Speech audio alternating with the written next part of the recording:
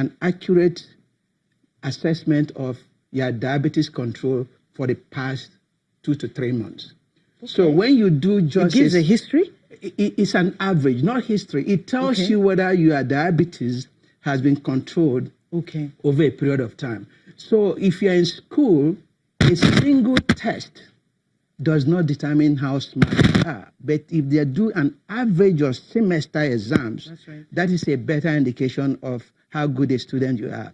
So in terms of diabetes control, single blood sugar, whether it's fasting that morning of your visit or whether it's random, not exactly give the picture. It's not. A better accuracy is hemoglobin A1C, and every diabetic should get A1C every 3 months.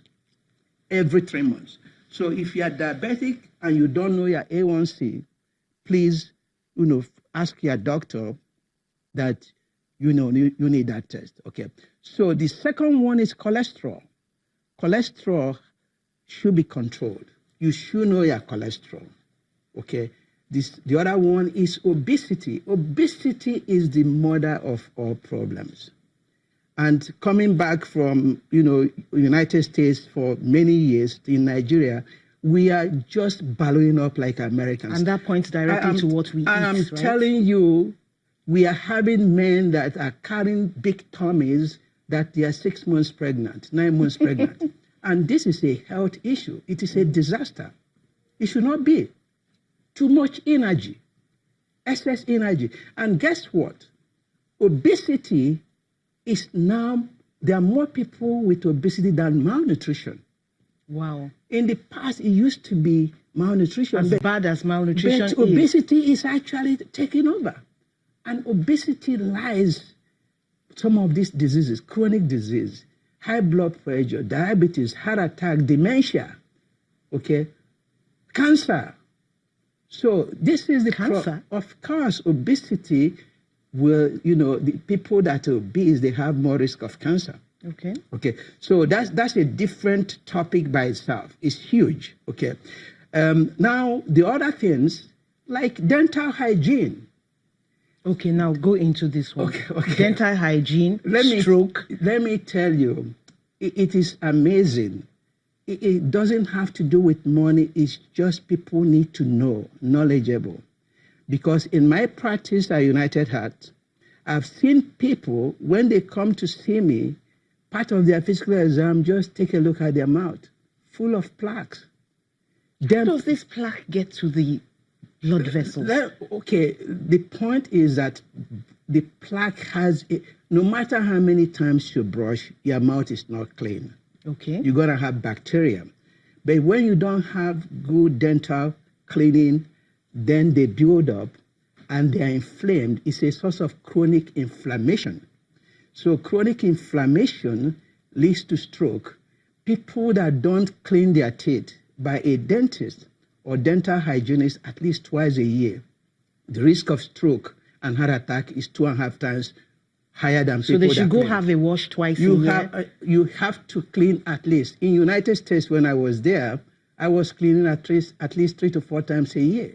I came back to Nigeria, I looked around and found a good dentist. I'm doing my own 3 to 4 times a year. So the point I'm trying to make, you need to clean your teeth at least 2 times a year. And by clean teeth, let me just quickly clarify, that's at the dentist. You go to a dentist or a certified dental hygienist. And I can even go further. You look at people and people kiss and all this. Even your partner, don't kiss your partner if they have not cleaned their teeth twice a year. So this is what I want to take out. Okay, it is terrible. Just yesterday, I was sent a patient that has aortic insufficiency. There is leak in the heart. And this guy is well-to-do. He's well-to-do. I looked at him, terrible dental hygiene. I said, listen, you need to clean this because if not, the valve is going to get infected. Okay. That's what we call endocarditis. So if it gets infected, then it gets inflamed? It is a disaster to treat endocarditis. So the first thing I did, you go to the dentist and have cleaning. And of course, before he does How come they don't tell us this? Well, you have to look, and I don't want to go into that. Okay, yeah, that's the way I have practiced. Okay, and of course, I'm a cardiologist, and I have seen all these complications. And the good thing is that these things are preventable. You were talking to me about the effect of exercise on this is huge. This same problem. Exercise is also part of the heart and brain healthy lifestyle, and exercise is everything. What kind of exercise? You have to do it properly. The aerobics? Yeah, you have to do aerobics, and it's not just doing exercise. The frequency is important. You have to do at least 3 to 4 times of exercise a week on a regular basis. Intensive? Moderate intensity, okay? So the intensity has to be moderate. If you are taking a walk, okay, you can have a conversation, okay, but you're a little breathless, okay? That's the intensity, okay? And duration, you have to do at least 45 minutes. Aerobic exercise is good, but you also have to add resistance training, okay? And you have, we also have to know what your aim is. If your aim is to lose weight, you have to increase the intensity, right? Not necessarily the intensity. You have to be in the fat burning zone. Okay. The fat burning zone is about 70% of your maximum heart rate. And your peak heart rate is 220 minus your age. Okay. That is your peak heart rate. This is a lot of mathematics here. No, it's easy. Okay, 220 minus your age is the maximum heart rate. Okay, and then 70% of that should be the zone that you can burn fat. Okay, we've got to take a break, and we'll pick up from there. Okay. Just hold on to your thoughts. We'll be back very shortly. Stay with us.